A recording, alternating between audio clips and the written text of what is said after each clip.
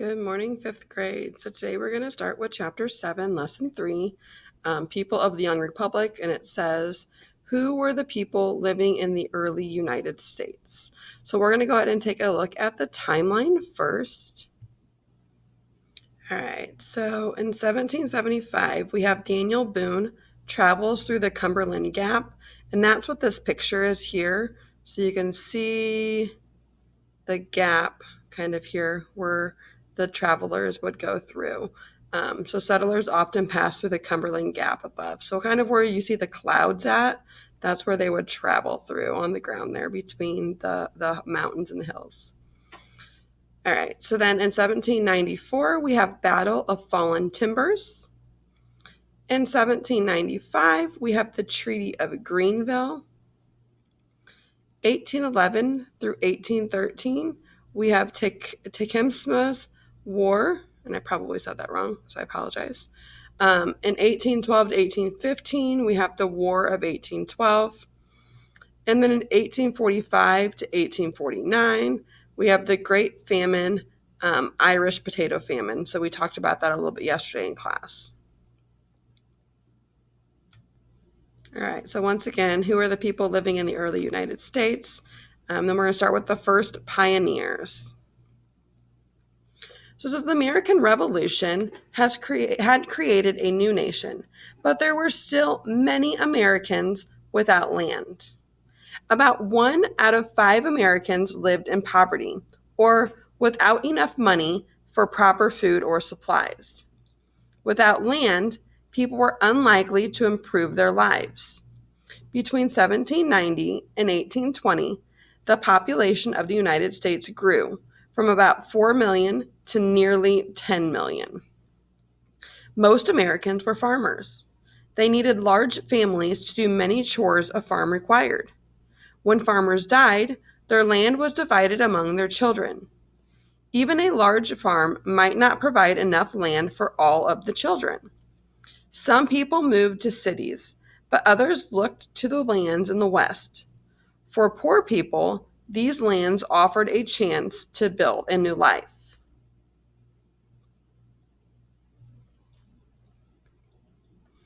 After the British gave up its western lands in 1783, settlers rushed into western Georgia, Pennsylvania, New York, and beyond. Some of this area later became the states of Kentucky, Tennessee, and Ohio. A person who is the first to enter a new land or region is called a pioneer. Even though we call the white settlers who moved into the area west of the Appalachians pioneers, they were not the first people in these lands. This area had been inhabited by Native Americans for centuries. In 1769, a trader named John Finley chose an experienced explorer, Daniel Boone, to help him find an inland trail from North Carolina to Kentucky. They found a natural passage through the Appalachian Mountains, which they called the Cumberland Gap. When they crossed the Cumberland Gap into Kentucky, they found a land of rich soil. Boone and his friends wanted to make money from this new land. In 1775, Boone and 30 other pioneers began to improve the trails between the Carolinas and the West. All right, so here we have a picture of Daniel Boone, and he's leading settlers through the Cumberland Gap in 1775.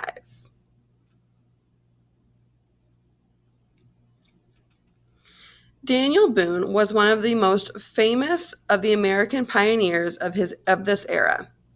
His father had come from Great Britain and settled in Pennsylvania. Boone was born in 1734. Young Boone learned to survive on the unsettled lands around his home. When Boone was 16, his family moved to North Carolina. Boone married Rebecca Bryan in 1756 and tried farming, but he preferred life on the frontier. Boone had a sense of humor. He is believed to have once said, "I have never been lost, but I will admit to being confused for several weeks." In 1775, Boone founded Boonesboro, Kentucky. In 1776, during the Revolutionary War, he and his men were captured by Shawnee people and taken to a British military post. Boone gained the trust of the Shawnee and learned of a British plan to attack Boonesboro. He escaped in time to save the town. After exploring Tennessee and Kentucky in the early 1770s, Boone and his family moved to what is now Missouri in 1799. Daniel Boone died in 1820. Let's go ahead and think about the stop and check. It says talk. What were some of the reasons people in the early United States moved further west?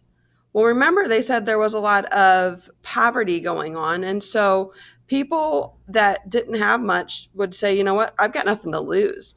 We can move west and hopefully find some land, be able to farm, be able to have land and settle there and make a living for ourselves and hopefully dig our way out of poverty, and be able to provide for ourselves. So that would be one reason that people in the United States moved further west.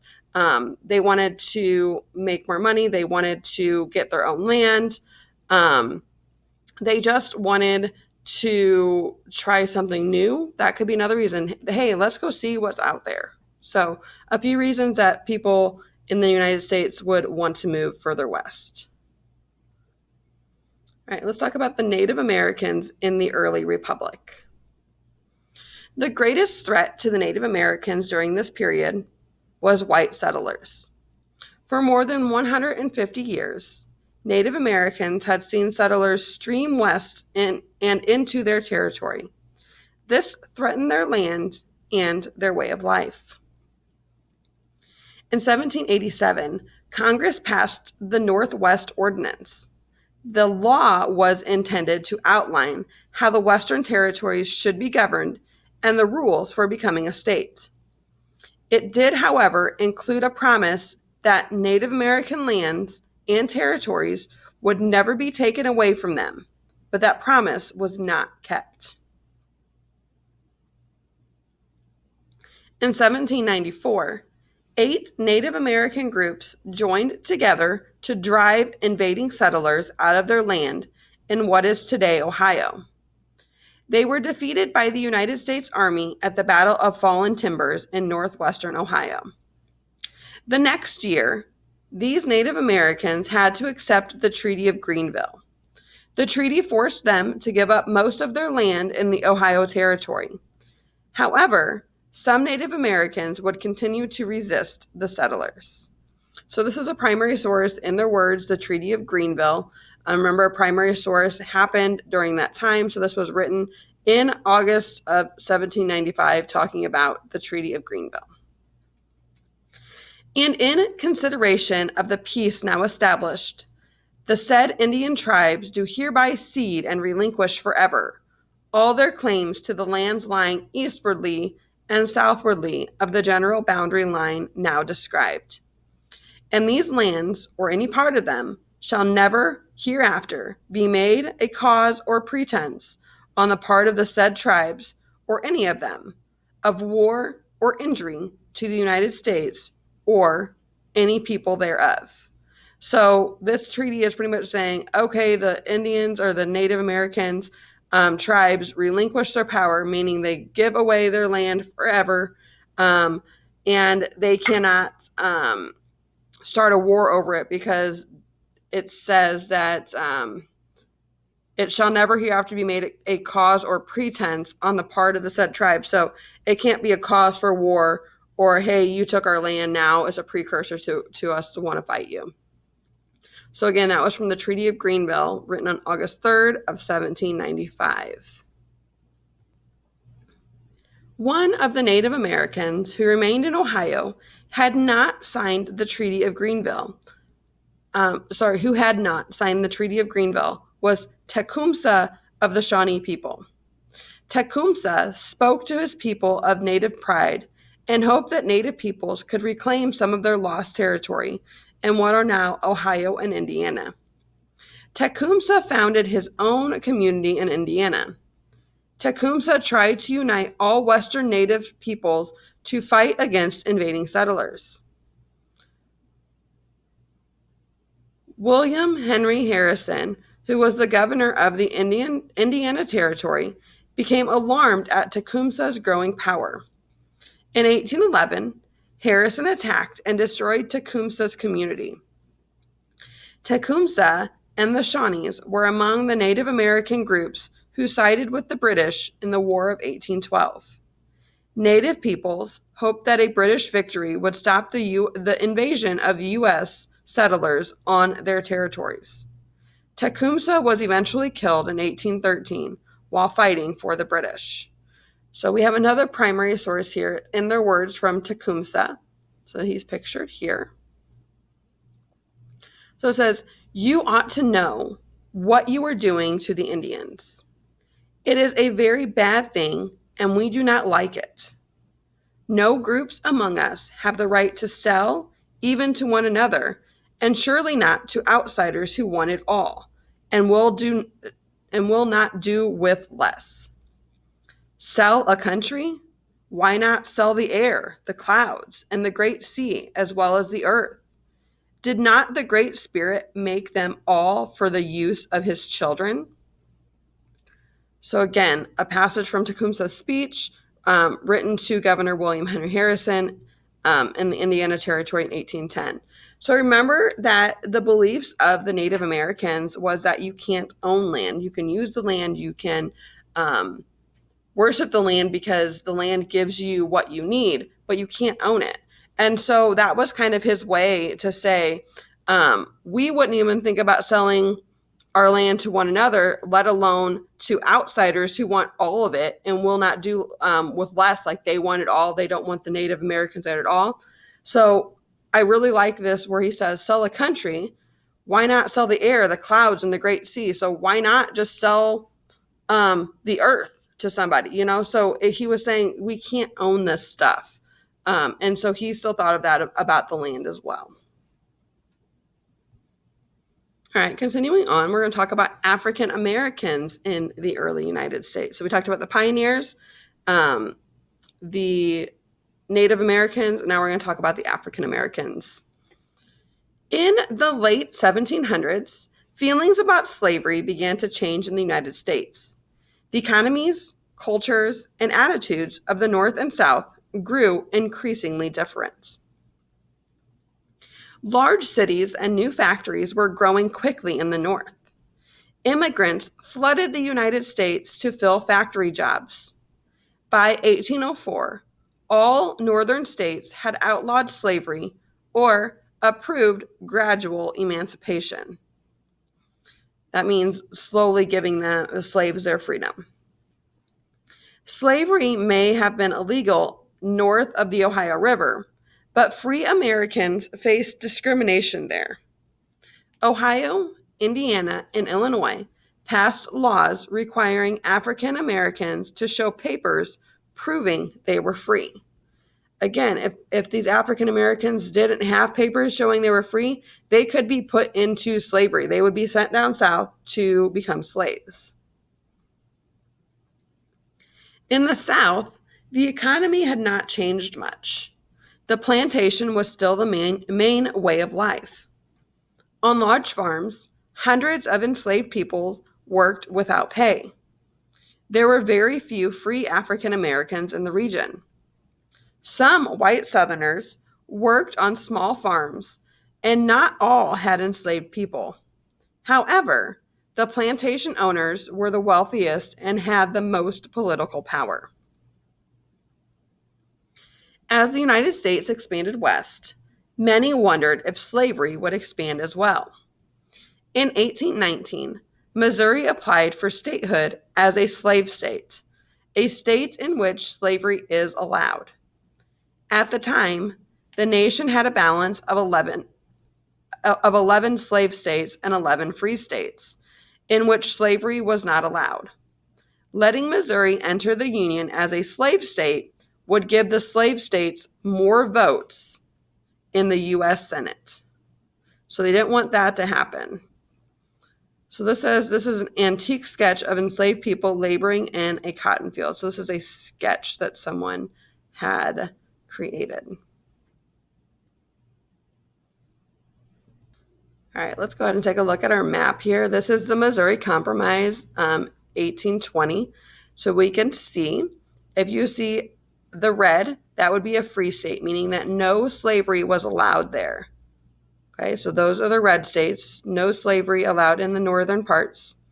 Okay, then we have free territory. So this is a territory that is not really claimed as states yet. So there's territory to settle on there. Then we have, but again, no slaves are allowed there. Okay, so free territory. Then we have the orange, which are slave states. So you can see how Missouri snuck in there. We have Kentucky, Virginia, all the way down this way here. So the orange would be slave states. And then we have the yellow, which is slave territory. So it's just territory. They're not states yet, but slavery is allowed there. And then we have the Missouri Compromise line. So here is the Missouri Compromise line, and we will talk a little bit more about that here in just a moment. So by looking at this map, which part of the United States had more area, like a larger area of the United States? Would it be the free territory, a larger area, or the slave territory? Which one had a larger area, the free territory or the slave territory? All right, so we have Congress argued over Missouri for a year. In 1820, Senator Henry Clay from Kentucky came up with the Missouri Compromise. Under this plan, Missouri was added as a slave state. Maine, which had been part of the Massachusetts, became a free state. The compromise stated that in the future, slavery would be allowed in any states slavery would not be allowed in any states north of Missouri's southern border. This compromise was only a temporary solution. As the United States continued to expand, new compromises and decisions had to be made. So when we look back at the map, the Missouri Compromise says that no slavery can happen north of this area except for in Missouri. So north of this Missouri Compromise line. All right. I do like the stop and check, so I want you to think about this. And I'll ask you to kind of type your answers. So we're going to talk about it here first. How was life for African Americans in the South different from those in the North? Okay, so African Americans in the South were usually enslaved peoples, meaning they were forced to be slaves to work on farms and plantations. Now, African Americans in the North, they were free, but still often discriminated against because of the color of their skin. So African Americans in the South would have been enslaved people, and then African Americans in the North would have been free, but still discriminated against. All right, let's go ahead and continue with a nation of immigrants. So we talked about the pioneers, we talked about the Native Americans, we talked about African Americans. Now let's talk about the immigrants that are coming to the United States. In the mid-1800s, the composition of the U.S. population began to change dramatically. More immigrants came to the United States between 1845 and 1860 than ever before. Many Europeans came to find work. Some Chinese came in the 1840s to seek fortunes. Later, they worked on railroads. The Irish, however, left their homeland for a very different reason. In the mid-1800s, many people in Ireland were forced by British poverty owners to plant and eat potatoes and little else. Most of the livestock and food the Irish raised went to England or was sold to pay high rents. depending on only one crop proved disastrous. Starting in late 1845, potatoes throughout Ireland did not grow because of a plant disease involving a fungus. The results were devastating. About 2.5 million people starved to death between late 1845 and 1861. A million Irish people immigrated to the United States to escape starvation. All right, and so we talked about this a little bit yesterday when we talked about the letter that Kathy Green wrote to her mom. And the reason Kathy Green immigrated to the United States was because of the Irish potato famine. The 1820s and 1830s is often called the Canal Age. It was during this period that the construction of several major canals filled the transportation needs of the young country. One of the largest such projects was the construction of the Erie Canal. Irish, German, and English immigrants did most of the backbreaking work required to build these canals. The work was difficult and often dangerous. Many of the workers died from accidents and disease. Later, when the canal work was done, some immigrants settled in towns and cities along the canal. Others decided to seek their fortunes by traveling west. All right, so let's look a little bit more at the Irish potato famine. So it says around the world. Irish potato famine causes. British control of Ireland results in poor Irish farmers giving or selling to Britain most of their crops. As a result, most of Ireland's poor depended almost exclusively on the potato for food. In late 1845, a blight, or a destructive disease caused by a fungus, attacked Ireland's potatoes and most of the crop was ruined. Ireland's poor lack of the money to purchase the food their farms produced. So the poor people could not purchase food from their own farms. A disease that destroyed potato crops in Ireland in the 1840s had a massive impact on the United States. So here are some of those effects. The Irish potato famine effects. So we have causes, now effects. Famine occurred among Ireland's poor. So remember we said they didn't have enough to eat. About 2.5 million people starved to death. Between 1846 and 1861, a million Irish people immigrated to the United States. So in that 15-year time span, a million Irish immigrants came to the United States. That's a very, very large number for this time period.